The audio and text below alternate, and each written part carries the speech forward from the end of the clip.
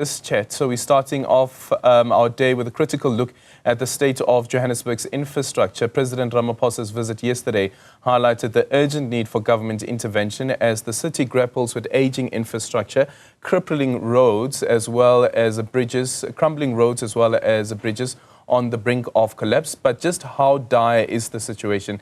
Let's now hone in on the challenges and the potential solutions. We are joined by the CEO of the South African Institute of Civil Engineers, Sekadi, Phayane-Shakane. A very good morning to you. Thank you so much for making time for us this morning, Sekadi. What's your assessment as the South African Institute of Civil Engineers around the level of infrastructure, the quality of that infrastructure in the city of Johannesburg? Good morning. It's a pleasure to be with you this morning. SAICI produces an infrastructure report card every 5 years. So the last one that we did came out in 2022. And just looking at road infrastructure in general, we rated it at a D, especially provincial and municipal roads within the city of Joburg was at D-. So we have seen the degradation of infrastructure over the years. Unfortunately, it's going on a downward trend and not an upward one at a municipal level. Yeah, and I see that, for instance, Joburg says that they will need, Johannesburg Road Agency says that they will need around 16 billion rand to fix the collapsing bridges. But one then wonders whether that is enough, considering what your investigation and your report has shown you.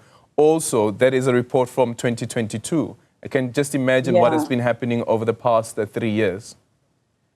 Exactly. And especially in the last year or so, we've seen an increase in even more traffic on the roads. We've seen major weather pattern changes.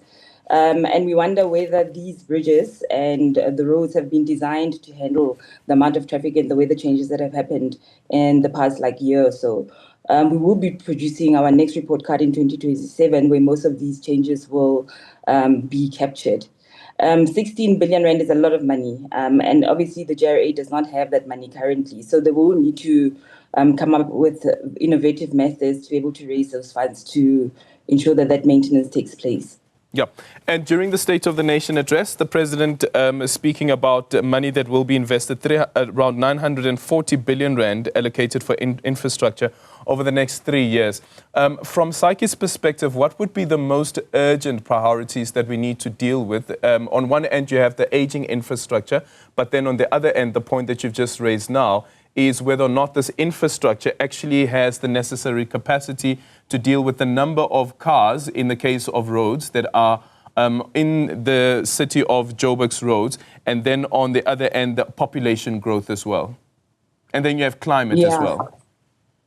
No, that is true. Our main, where we see the investment is required, is really around water infrastructure, roads and bridges, as highlighted by this interview, and also electricity infrastructure as well will require major critical investment to be able to bring it up to a state where it can be serviceable for the communities and the residents of the city of Johannesburg.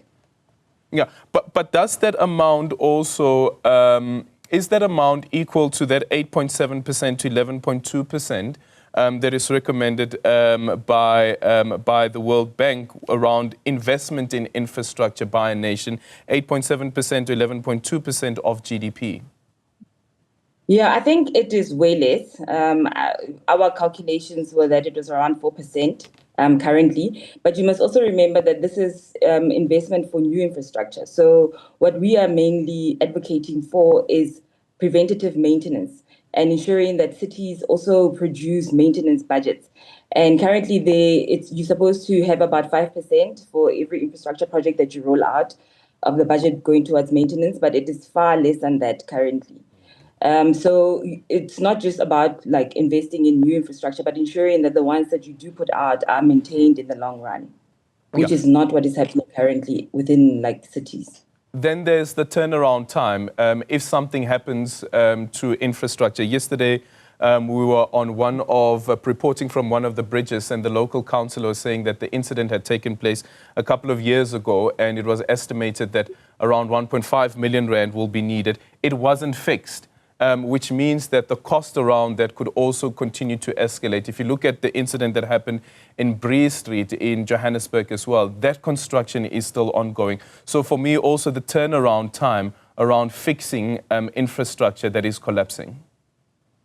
Exactly. And you need a system, like an asset management system, to be able to assist you and prioritize projects, and not just prioritizing projects, but ensuring that this long-term planning actually takes place and that projects are like dealt with at the time that is required.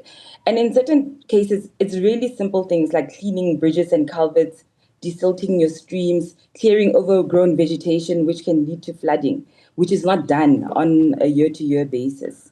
Yeah, with that overgrown vegetation, and sometimes it almost comes as though there is a ideological differences, because some political parties that are represented in the councils would look at cutting grass as this is a beautification project. It is not that important. It shouldn't be prioritized. But actually, it plays quite an important role to maintain what we see and also the impact that that has on the infrastructure, including the drainage systems. Exactly. Very important role.